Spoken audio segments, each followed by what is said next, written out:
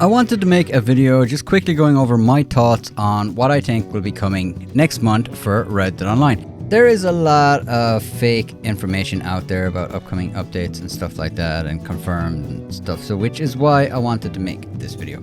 For this reason, I wanted to talk about what we can possibly expect in March for Red Dead Online, and I think this is somewhat relevant because we will see that the current vouchers that we've had for so long are now expiring on February 28th.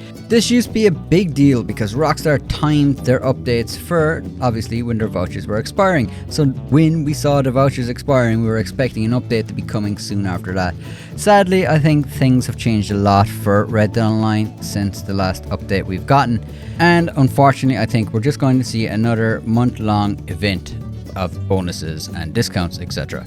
I believe the first paragraph of February's newswire really did strike a chord when it said, "In the months ahead, Red Dead Online will continue to showcase the opportunities for players to chart their adventures across the game's vast frontier, with special events featuring bonuses on specialist roles, fan favorite showdown modes, and all manner of unique experiences added to the game since launch."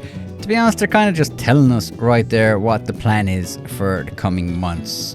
Notice the word new is not mentioned anywhere there. It's just bonuses and discounts and other things that have been added since the game's launch. So I'm not expecting anything new for the coming months.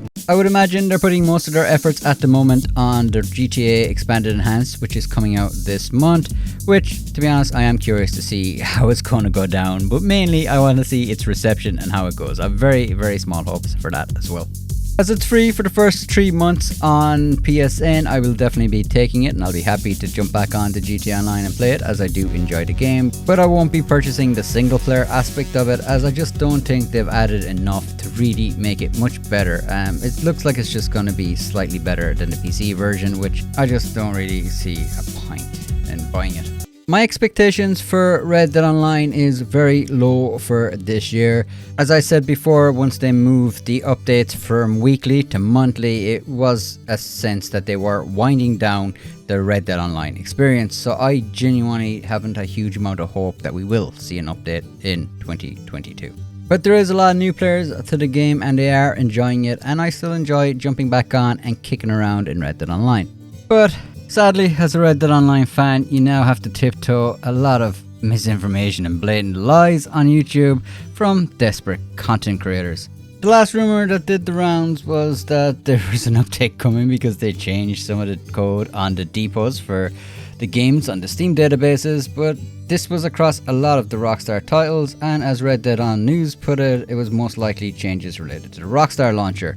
I honestly didn't think anybody would really try to hone in on that, and I made a joke about it, but apparently people did latch onto that and they did try to spin it. I suppose if you add a question mark to your thumbnail, it's not a lie. A couple of weeks ago, they did change some of the back-end files for the Red Dead Online standalone version, which, according to TesFun2, who is a reliable source, did say that looked like they were taking out a lot of the single player assets from the standalone edition. This makes a lot of sense for them just going forward. At the moment, if you download Red Dead Online standalone edition, you have to download all of the assets for the full single player game, which makes it a huge file to download. I covered this already, but my interpretation of that is, why wouldn't you do that? It would obviously turn off a lot of people from downloading the game if it's 120 gigs for just a small bit of online content.